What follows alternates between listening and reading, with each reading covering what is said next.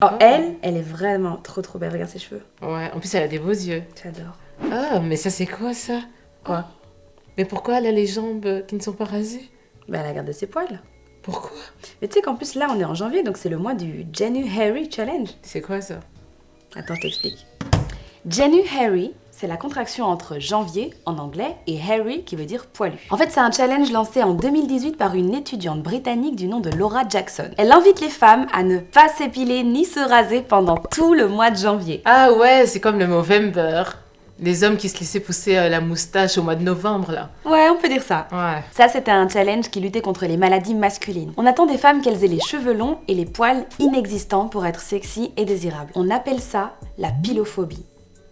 Mais d'après toi alors, ça vient d'où ça? Comme l'a dit l'intellectuel Germaine Greer en 1970, l'imagination populaire assimile le système pileux à de la fourrure, et donc à de l'agressivité, à l'animalité. C'est pour ça que les hommes les cultivent et les femmes les dissimulent. C'est vrai qu'on est né avec, comme les hommes. Bah oui, les poils c'est ni féminin ni masculin, on les a dès la puberté.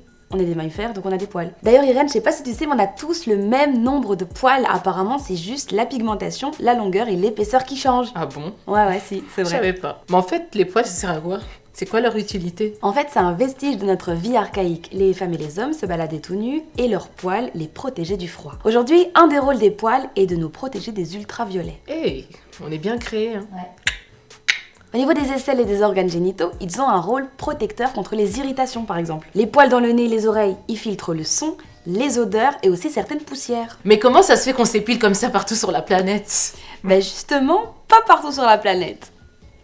Bah puisqu'on est là, on a qu'à faire un tour du monde du poil. Au Japon, les poils ont été censurés pendant super longtemps dans les médias et tout, donc ils viennent à peine de faire leur petite apparition. En Inde, ils appartiennent à l'intimité, donc hors de question de les montrer en public. En Afrique centrale, les femmes poilues sont traditionnellement considérées comme étant des femmes séduisantes. Mais dans le reste de l'Afrique, c'est un petit peu plus influencé par les habitudes occidentales. Petit historique du poil! L'épilation est apparue super tôt dans la civilisation humaine. Les premiers outils créés par les hommes qui auraient pu servir à l'épilation datent de la préhistoire.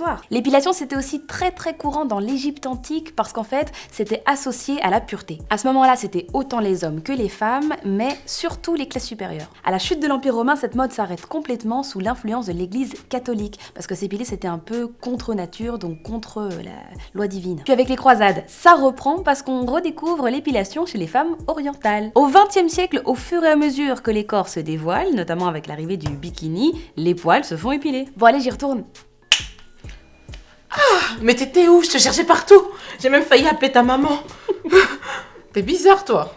Mais il y a aussi une revendication politique derrière les poils. Les femmes sont soumises à des très grandes pressions sociales dans plein de domaines. Mais où va le monde?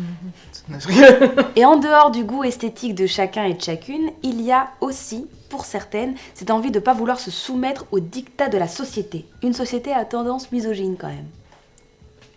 Donc les femmes, en gardant leurs poils sur les jambes, sous les bras, elles redéfinissent leur principe de liberté dans ce monde. Si tu veux garder tes poils comme Miley Cyrus ou Julia Roberts sur les tapis rouges, fais-le. Si tu veux les enlever, fais-le. Et puis essayons peut-être d'éviter de stigmatiser les personnes qui autour de nous décident de le faire. J'aimerais bien me renseigner sur ces mouvements. Il y a des sites? Oui, il y a quelques pages qui sont pas mal sur Insta. Il y a Le Sens du Poil, Paye ton poil ou encore January. Franchement, j'ai capté les bails. Maintenant, on arrête de juger. On essaie de comprendre l'autre. Si t'as des poils et j'essaie de comprendre pourquoi tu gardes tes poils. Ma vision des choses a changé, peut-être que la tienne aussi. Écris dans le commentaire. Grain, grain, grain. Move Radio, Hip Hop Nation.